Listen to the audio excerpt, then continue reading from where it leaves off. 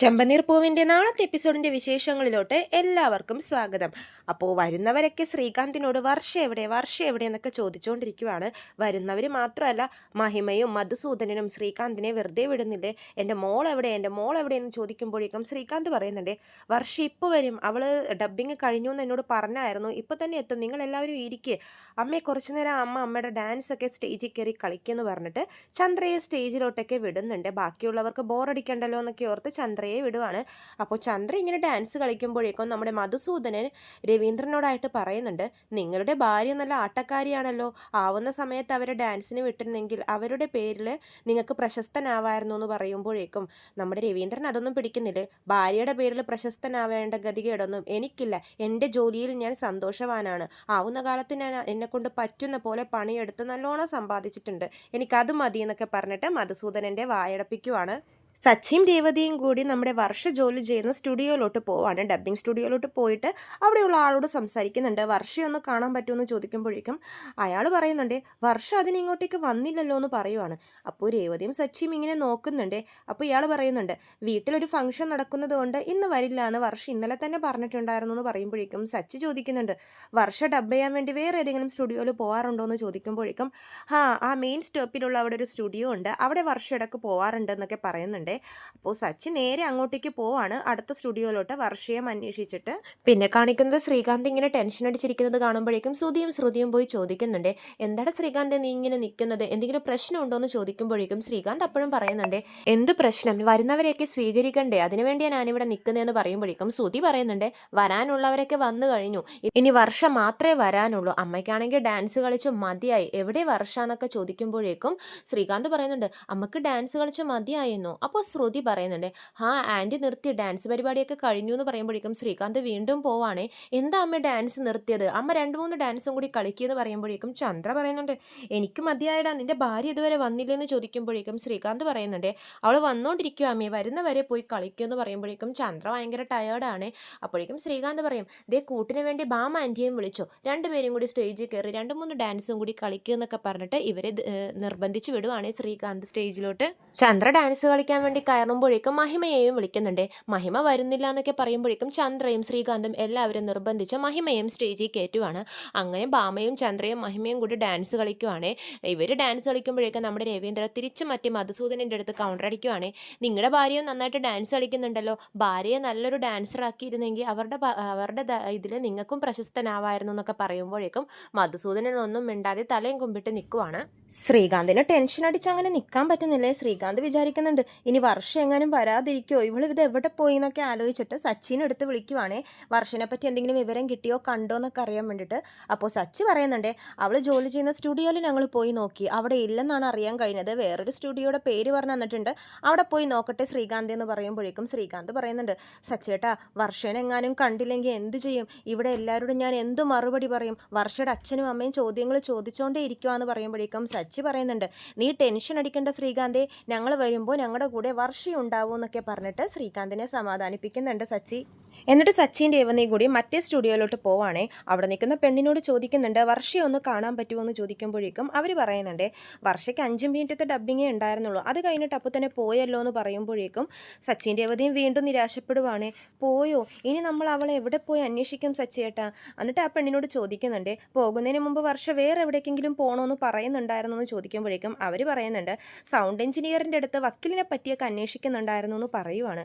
അപ്പോൾ രേവതി ചോദിക്കും, വക്കീലോ, എന്തിന്, അറിയില്ല, അവളുടെ ഏതോ ഫ്രണ്ടിൻ്റെ ഫാമിലിയിൽ പ്രോബ്ലം, അപ്പോൾ ഡൈവേഴ്സിൻ്റെ ആവശ്യത്തിന് വേണ്ടി അറിയാവുന്ന ഏതെങ്കിലും വക്കീലുണ്ടോ എന്നൊക്കെ സൗണ്ട് എഞ്ചിനീയറോട് ചോദിക്കുന്നത് കേട്ടായിരുന്നു എന്ന് പറയുമ്പോഴേക്കും ഇവർ പറയുന്നുണ്ട്, എന്നിട്ട് വക്കീലിനെ അയാൾ പറഞ്ഞു കൊടുത്തോ, ഒരു വക്കീലിനെ പറഞ്ഞു കൊടുത്തിട്ടുണ്ട്. അപ്പോൾ സച്ചി ആ വക്കീലിൻ്റെ അഡ്രസ്സൊക്കെ ചോദിച്ചറിയുവാണേ. എന്നിട്ട് അവരോട് നന്ദിയൊക്കെ പറഞ്ഞിട്ട് ആ വക്കീലിനെ കാണാൻ വേണ്ടിയിട്ട് വക്കീലിൻ്റെ ഓഫീസിലോട്ട് സച്ചിയും രേവതിയും കൂടി പോവാണ്. പോകുന്ന വഴിക്ക് നമ്മുടെ രേവതി സച്ചിനോട് ചോദിക്കുന്നുണ്ട്, വർഷം എന്തിനായിരിക്കും സച്ചിയേട്ട എന്നാലും വക്കീലിനെ കാണാൻ പോയത്.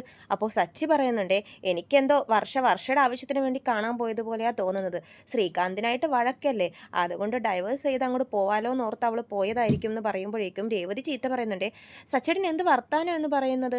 ഇന്ന് അവരുടെ കല്യാണ ദിവസമല്ലേ, അന്ന് തന്നെ വർഷം ഇങ്ങനെയൊക്കെ ചെയ്യുന്നു, സച്ചേട്ടൻ എങ്ങനെ ചിന്തിക്കാൻ തോന്നുന്നു എന്ന് പറയുമ്പോഴേക്കും സച്ചി പറയുന്നുണ്ട്, ഇപ്പോഴത്തെ കാലത്ത് ആരാ രേവതി അതൊക്കെ നോക്കുന്നത്, പ്രശ്നം എന്നൊന്ന് വന്നാൽ ആദ്യം ആലോചിക്കുന്നത് ഡൈവേഴ്സിനെ പറ്റിയാന്നൊക്കെ സച്ചി പറയുന്നുണ്ട്.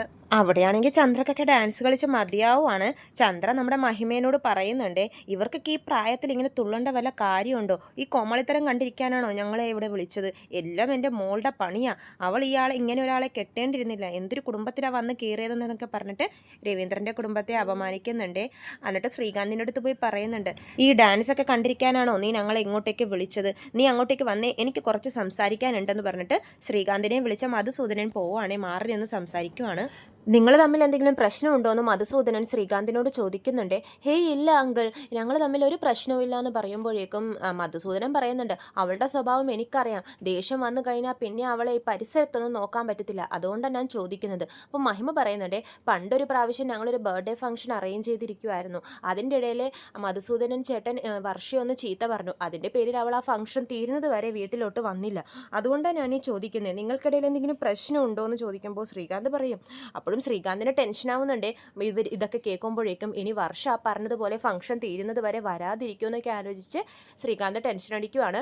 എന്നിട്ടും ശ്രീകാന്ത് പറയുന്നുണ്ട്, പ്രശ്നമൊന്നുമില്ല അങ്കിൾ, മേക്ക് ഓവറൊക്കെ ചെയ്ത് വരണ്ടേ, വർഷ ഇപ്പോൾ വരും, നിങ്ങൾ വാ അകത്തോട്ടിരിക്കുക എന്നൊക്കെ പറഞ്ഞിട്ട് അവരെ വീണ്ടും അകത്തോട്ട് തന്നെ വിളിച്ചു കൊണ്ടുപോവാണ്. അപ്പോൾ മഹിമ ചോദിക്കുന്നുണ്ട് മധുസൂദനൻ്റെ അടുത്ത്, നമ്മുടെ മോള് വരുമോ? അപ്പോൾ മധുസൂദനൻ പറയുന്നുണ്ട്, അവൾ വരുമോ എനിക്ക് തോന്നുന്നില്ല, ഇവർക്കിടയിൽ എന്തെങ്കിലും പ്രശ്നമുണ്ട്, അവൾ എന്തെങ്കിലും പ്രശ്നമുണ്ടെന്ന് എന്നോട് പറഞ്ഞു നോക്കട്ടെ, അപ്പം ഇവർക്ക് മനസ്സിലാക്കി കൊടുക്കും ഈ മധുസൂദനൻ ആരാണെന്നൊക്കെ പറഞ്ഞ് മധുസൂദനൻ ഭയങ്കര ഡയലോഗൊക്കെ അടിക്കുവാണ്. പിന്നെ കാണിക്കുന്നത് സച്ചിൻ രേവതിയും കൂടി വക്കീലിൻ്റെ ഓഫീസിലോട്ട് പോവാണ്. അപ്പോൾ വർഷ അവിടെ പുറത്തിങ്ങനെ വെയിറ്റ് ചെയ്തുകൊണ്ടിരിക്കുവാണ് വക്കീലിനെ കാണാൻ വേണ്ടി. അപ്പോൾ രേവതി ഓടിപ്പോയി വർഷയോട് പറയുന്നുണ്ട്, വർഷ ഇവിടെ എന്ത് ചെയ്യുവാന്ന് ചോദിക്കുമ്പോൾ വർഷ തിരിച്ചു ചോദിക്കുന്നുണ്ട്, രേവതി ചേച്ചി എന്താ ഇവിടെയെന്ന് ചോദിക്കുമ്പോഴേക്കും രേവതി പറയുന്നുണ്ട്, അവിടെ ഫംഗ്ഷൻ വെച്ചിട്ട് എല്ലാവരും വർഷയ്ക്ക് വേണ്ടി വെയിറ്റിംഗാണ്, വർഷ എന്തിനാ ഇപ്പം ഇവിടെ വന്നിരിക്കുന്നതെന്ന് ചോദിക്കുമ്പോൾ വർഷ തിരിച്ചു പറയുന്നുണ്ട്, അല്ല ഞാൻ ഇവിടെ ഉണ്ടെന്ന് നിങ്ങൾക്ക് എങ്ങനെ മനസ്സിലായി എന്ന് പറയുമ്പോഴേക്കും സ്റ്റുഡിയോയിലെ പെണ്ണ് പറഞ്ഞു എന്നൊക്കെ പറയുവാണേ. അപ്പോഴേക്കും സച്ചി പറയുന്നുണ്ട്, വർഷ എന്ത് പണിയായി കാണിക്കുന്നത്, അവിടെ ശ്രീകാന്ത് പാവം എന്തോരം ടെൻഷൻ അടിച്ചിരിക്കുവാന്നറിയോ വർഷയെ കാണാനിട്ടെന്ന് പറയുമ്പോഴേക്കും വർഷ പറയുന്നുണ്ട്, ശ്രീകാന്ത് പാവമെന്നോ, അങ്ങനെയൊന്നും പറയാൻ നിൽക്കരുത്, ശ്രീകാന്തിൻ്റെ സ്വഭാവം എന്താണെന്ന് എനിക്ക് ഇപ്പോഴാണ് ശരിക്കും മനസ്സിലായത്, എന്നെ കാണാനില്ലെന്ന് അറിഞ്ഞു കഴിഞ്ഞാൽ അവന് നല്ല സന്തോഷമായിരിക്കും, അവൻ നല്ല ജോളിയായിട്ട് അവിടെ നടപ്പുണ്ടാവും എന്നൊക്കെ വർഷ ഭയങ്കര ദേഷ്യത്തിൽ തന്നെ ഇവരോട് പറയുവാണ്. അവനെ ഡിവോഴ്സ് ചെയ്യാൻ വേണ്ടിയിട്ട് വക്കീലിനെ കാണാൻ വേണ്ടിയിട്ടാണ് ഞാനിപ്പോൾ ഇങ്ങോട്ടേക്ക് വന്നതെന്ന് വർഷ പറയുമ്പോഴേക്കും സച്ചിൻ രേവതിയും ഇങ്ങനെ ഷോക്കായിട്ട് നിൽക്കുവാണ്. അവനൊരു ചീറ്ററാണെന്നൊക്കെ വർഷ പറയുമ്പോഴേക്കും സച്ചിൻ രേവതിയും ഇങ്ങനെ മുഖത്തോട് മുഖം നോക്കുന്നുണ്ട്. ഡൈവേഴ്സിൽ ഫേമസ് ആയിട്ടുള്ള ലോയറാണ് ഇദ്ദേഹം, അതുകൊണ്ട് ഞാൻ ഇദ്ദേഹത്തെ തന്നെ കാണാൻ വന്നതെന്നൊക്കെ വർഷ പറയുന്നുണ്ട്. അപ്പോൾ രേവതി വീണ്ടും പറയുന്നുണ്ട്, അവിടെ ഒരു ഫംഗ്ഷൻ, ഇന്ന് നിങ്ങളുടെ ഫസ്റ്റ് വെഡ്ഡിങ് ആനിവേഴ്സറിയാണ്, അങ്ങനെ ഒരു ഫംഗ്ഷൻ അവിടെ വെച്ചിട്ട് വർഷ ഇങ്ങനെ ഇവിടെ വന്നിരുന്ന് ചെയ്യുന്നതൊന്നും ശരിയല്ല എന്ന് പറയുവാണ്. എന്തിനാ ഇങ്ങനെ ശ്രീകാന്തിനെ വിഷമിപ്പിക്കുന്നതെന്ന് രേവതി ചോദിക്കുമ്പോഴേക്കും വർഷ പറയുന്നുണ്ട്, ഞാനാണോ വിഷമിപ്പിക്കുന്നത്, ശ്രീകാന്ത് എന്നെയാണ് വിഷമിപ്പിക്കുന്നതെന്ന് പറയുമ്പോഴേക്കും സച്ചി ചോദിക്കുന്നുണ്ട്, എന്ത് വിഷമിപ്പിച്ചു, അവനെന്താ ഡെയിലി കുടിച്ച് വന്ന് വർഷയെ തല്ലാറുണ്ടോ എന്ന് ചോദിക്കുമ്പോഴേക്കും വർഷ പറയുന്നുണ്ട്, തല്ലാറൊന്നുമില്ല, പക്ഷെ ഞാൻ ഹോട്ടലിൽ പോയപ്പോൾ കണ്ട കാഴ്ച ഭയാനകമായിരുന്നു, അവൻ ആ പ്രേയം എടുത്തുകൊണ്ട് ജോളിയായിട്ട് അവിടെ കറങ്ങി നടക്കുക എന്നൊക്കെ പറയുമ്പോഴേക്കും സച്ചിൻ രേവതിയും ഇങ്ങനെ മുഖത്തോട് മുഖം നോക്കുവാണ്. എന്നിട്ട് സച്ചിൻ രേവതിയും ചിരിക്കുന്നുണ്ട്. അപ്പോൾ വർഷ ഇവരെ നോക്കിയിട്ട് ചോദിക്കും, നിങ്ങൾ എന്തിനാ ഇപ്പോൾ ചിരിക്കുന്നതെന്ന് ചോദിക്കുമ്പോഴേക്കും രേവതി പറയുന്നുണ്ട്, വർഷക്ക് അപ്പോൾ ശ്രീകാന്തിനെ സംശയമാണോ എന്ന് ചോദിക്കുമ്പോൾ വർഷ പറയുന്നുണ്ട്, ഇങ്ങനെ ഒരു സീൻ കണ്ടു കഴിഞ്ഞാൽ പിന്നെ ആരാ സംശയിക്കാതിരിക്കുന്നതെന്ന് പറയുമ്പോഴേക്കും വർഷ തിരിച്ചൊരു ചോദ്യം രേവതിനോട് ചോദിക്കുവാണ്, നിങ്ങളൊക്കെ ചിരിക്കുന്നുണ്ടല്ലോ, സച്ചേട്ടൻ ഇതുപോലൊരു പെണ്ണിനെ തൂക്കിപ്പിടിച്ച് നിന്നാൽ രേവതി ചേച്ചി അപ്പോഴും ചിരിക്കുമെന്ന് ചോദിക്കുമ്പോൾ സച്ചി പറയും, എൻ്റെ വർഷേ ഞങ്ങളുടെ ജീവിതത്തിൽ കയറി വേണ്ടാത്ത പ്രശ്നമൊന്നും ഉണ്ടാക്കല്ലേ, ഇപ്പോൾ എന്താ ശ്രീകാന്ത് ആ പെണ്ണിനെ എടുത്ത് നിന്നു, അതിൻ്റെ പിറകിൽ എന്താ ഉണ്ടായതെന്ന് വർഷ അന്വേഷിച്ചോ, ഇപ്പോൾ എല്ലാവരും ഇങ്ങനെ തന്നെയാണ്, എന്തെങ്കിലും ഒരു കാര്യം കണ്ടാൽ എടുത്തു ചാടി പ്രതികരിക്കും, അങ്ങനെയൊന്നല്ല വേണ്ടത്, അതെന്താ അവിടെ നടന്ന സംഭവം എന്താണെന്നൊക്കെ വർഷം ഒന്ന് അന്വേഷിക്കണമായിരുന്നു എന്ന് പറഞ്ഞിട്ട് രേവതി അവിടെ നടന്ന സംഭവങ്ങളൊക്കെ വർഷക്ക് പറഞ്ഞു കൊടുക്കുവാണ്. അപ്പോൾ വർഷ ചോദിക്കുന്നുണ്ട്, രേവതി ചേച്ചി പറയുന്നതൊക്കെ സത്യമാണോ എന്ന് ചോദിക്കുമ്പോഴേക്കും രേവതി പറയുന്നുണ്ട്, ഞാൻ കള്ളം പറയുമെന്ന് വർഷക്ക് തോന്നുന്നുണ്ടോ എന്ന് ചോദിക്കുമ്പോഴേക്കും വർഷക്ക് ഭയങ്കര സങ്കടമാവുകയാണ്. സച്ചി പറയുന്നുണ്ട്, ശ്രീകാന്തായിട്ട് വീട്ടിൽ ഇന്നേ വരെ ഒരു പ്രശ്നം പോലും ഉണ്ടായിട്ടില്ല, അച്ഛനെ ധിക്കരിച്ച് അവനൊരു കാര്യം പോലും ചെയ്തിട്ടില്ല, ഞാനും സുധിയും ഇടയ്ക്കിടയ്ക്ക് എന്തെങ്കിലും പ്രശ്നങ്ങളൊക്കെ ഉണ്ടാക്കിക്കൊണ്ടിരിക്കും, പക്ഷെ ശ്രീകാന്ത് അങ്ങനെയല്ല, അവൻ കാരണം ഒന്നും ഇന്നേ വരെ ഉണ്ടായിട്ടില്ല. ആകെ അവൻ വീട്ടിലറിയാതെ ചെയ്ത ഒരു കാര്യം വർഷയെ വിവാഹം ചെയ്തതാണ്.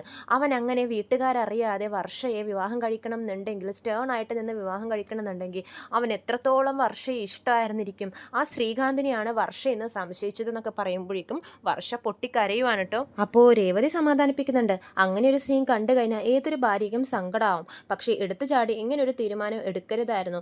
എന്താ നടന്നതെന്ന് വർഷക്കൊന്ന് അന്വേഷിക്കാമായിരുന്നു എന്ന് പറയുമ്പോൾ വർഷ പറയുന്നുണ്ട്, ശ്രീകാന്തിനെന്ന് എന്നോട് ഇതൊക്കെ ഒന്ന് പറഞ്ഞുകൂടായിരുന്നു എന്ന് ചോദിക്കുമ്പോഴേക്കും സച്ചി പറയുന്നുണ്ട്, അതിന് വർഷ പറയാൻ സമ്മതിക്കണ്ടേ, അവൻ പാവം അവിടെ ടെൻഷൻ അടിച്ചുകൊണ്ടിരിക്കുക, വാ നമുക്ക് പോവാം എന്നൊക്കെ പറയുമ്പോഴേക്കും വർഷ പറയുന്നുണ്ട്, ഹാ ശരി നമുക്ക് പോകാൻ സച്ചി ഏട്ടാന്ന് പറയുവാണ്. ശ്രീകാന്തിനെ വിളിച്ച് വിവരം പറയാൻ പോകുമ്പോഴേക്കും വർഷ പറയുന്നുണ്ട്, വിളിച്ചൊന്നും പറയണ്ട, നമുക്ക് നേരിട്ട് പോവാം, കുറച്ച് നേരവും കൂടി അവൻ ടെൻഷൻ അടിക്കട്ടെ, നമുക്ക് സർപ്രൈസ് ആയിട്ട് പോവാം എന്നൊക്കെ വർഷ പറയുവാണ്. അപ്പോൾ സച്ചി പറയും, ഓ ഭർത്താക്കന്മാരെ ടെൻഷൻ അടിപ്പിക്കുന്നതൊക്കെ ഇപ്പോൾ ഭാര്യയ്ക്കൊരു സർപ്രൈസ് ആണല്ലോ, ശരി ശരി എന്തെങ്കിലും ആവട്ടെ, വാ നമുക്ക് എളുപ്പം പോവാം എന്ന് പറഞ്ഞിട്ട് വർഷയും കൂട്ടിക്കൊണ്ട് സച്ചിയും രേവതിയും പോവാണ്. ഇത്രയും കാണിച്ചുകൊണ്ടാണ് നാളത്തെ എപ്പിസോഡ് അവസാനിക്കുന്നത്. ചെമ്പനീർപ്പൂവിൻ്റെ കൂടുതൽ വിശേഷങ്ങൾ ഞാൻ എൻ്റെ ചാനലിലൂടെ അപ്ലോഡ് ചെയ്യുന്നതാണ്. ചാനൽ സബ്സ്ക്രൈബ് ചെയ്യാത്തവർ സബ്സ്ക്രൈബ് ചെയ്യണം. വീഡിയോ ഇഷ്ടമെങ്കിൽ ലൈക്ക് ചെയ്യാനും മറക്കരുത്. എല്ലാവർക്കും നന്ദി.